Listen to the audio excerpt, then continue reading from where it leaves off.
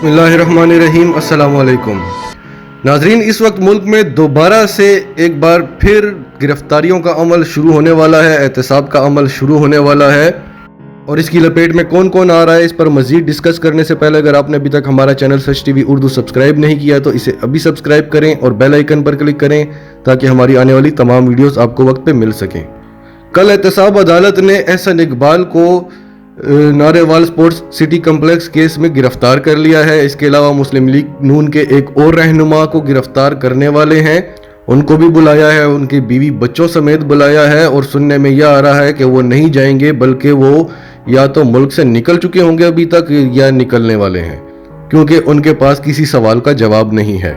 इसके अलावा बिलावल भुट्टो जरदारी को नैब की तरफ से नोटिस समन किया गया है, क्योंकि वो जरदारी ग्रुप के पार्टनर हैं और जरदारी ग्रुप को जाली अकाउंट से पैसे आते रहे हैं, कहीं रिक्शे वाले के अकाउंट से, कहीं पकोड़े वाले के अकाउंट से, कहीं चिंची वाले के अकाउंट से, कहीं रेडी वाले के अकाउंट से, और अरबों रुपए आते रहे हैं। तो अब बिलावल भुट्टो को भी अंदाजा हो गया है, क्योंकि उनके पास भी नैब के किसी सवाल का जवाब नहीं है। तो इसीलिए कल उन्होंने एक मीडिया टॉक की, एक प्रेस कॉन्फ्रेंस रिलीज की और नैब को और हुकूमत को बाकायदा धमकी दी कि अगर मुझे गिरफ्तार किया गया तो मैं और ख़तरनाक हो जाऊंगा, और अगर हिम्मत है तो मुझे गिरफ्तार करके देखो।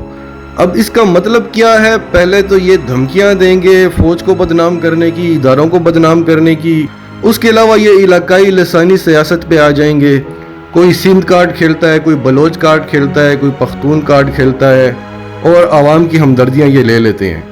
आप किसी भी कौम परस्त को, किसी भी करप्ट आदमी को पकड़ेंगे तो वो फौरन इसके पीछे छुप जाएगा। अगर आप किसी जज के खिलाफ कार्रवाई शुरू करेंगे तो वो अदलिया की आज़ादी के पीछे छुप जाएगा। अगर आप मीडिया के बंदे को छेड़ेंगे तो वो मीडिया की आज़ादी के पीछे छुप जाएगा। और अगर आप किसी सियासतदान को पकड़ेंगे तो वो जमहूरियत की आज़ादी के पीछे छुप जाएगा, सियासी इंतकाम के पीछे छुप जाएगा। तो ये आपको बता दें कि इमरान खान हुकूमत का मकसद अभी भी वही है कि अकाउंटेबिलिटी होगी, एहतसाब होगा सबका। दरमियान में मुश्किलात आती हैं, एक इदारा एहतसाब का अमल शुरू करता है, दूसरा उसको अंडू करने की कोशिश करता है, दूसरा इदारा उसको रियायतें दे देता है। लेकिन हुकूमत पाकिस्तान का वही बयानिया है और अभी एहतसाब और गिरफ्तारियों का अमल तेज़ होने वाला है।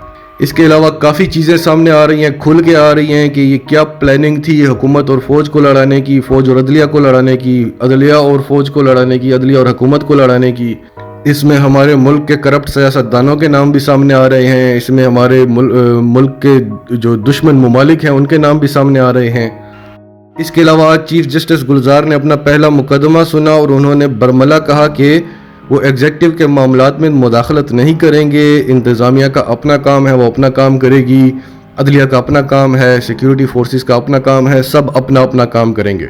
इसके अलावा जज अरशद मलिक का जो वीडियो स्कैंडल दबा दिया गया था उस पर अब दोबारा से तहकीक होने वाली है, क्योंकि शरीफ फैमिली की ये प्लानिंग है कि वो उस वीडियो स्कैंडल के पीछे छुप के अपनी सज़ा के खिलाफ अपील करेंगे लाहौर हाई कोर्ट में और वो सज़ा से बरी हो जाएंगे। तो इसलिए इस वीडियो की दोबारा से तहकीक शुरू हो गई है ताकि ये लोग दूध के धुले ना बन जाएं और रियासत अपना मुंह तकती रह जाए। अगर आपको हमारी वीडियो पसंद आई है तो इसे लाइक करें, शेयर करें अपने दोस्त अहबाब के साथ सोशल मीडिया पर।